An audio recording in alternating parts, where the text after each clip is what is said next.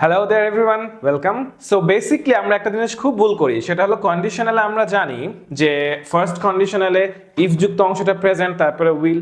Second কন্ডিশনালে if যুক্ত অংশটা past form, তারপরে উড, কুড আর মাইট।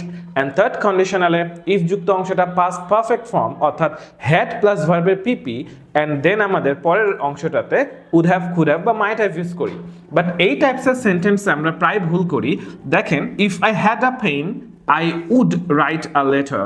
If I had much money, I would buy a car. So স্টুডেন্টরা এখানে একটা জিনিস খুব ভুল করে, তারা করে কি যে এখানে হ্যাড দেখে আর দেখা দেখি নাই, ধাম করে এখানে উড হ্যাভ মেরে দেয়। যেটা আমরা জানি যে থার্ড কন্ডিশনালে আমাদের এটা আছে।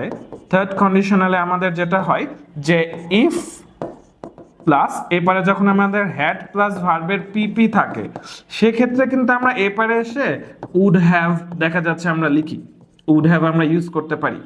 বাট দ্য প্রবলেম ইজ এপারে কিন্তু হ্যাড প্লাস ভার্বের পিপি নাই। সো অবভিয়াসলি এটা খেয়াল রাখবো, হ্যাড এপার ভার্বের পিপি না থাকলে শুধু যেতে উড হয়। দ্যাটস অল, এটা খেয়াল রাখবো। Thank you, bye by.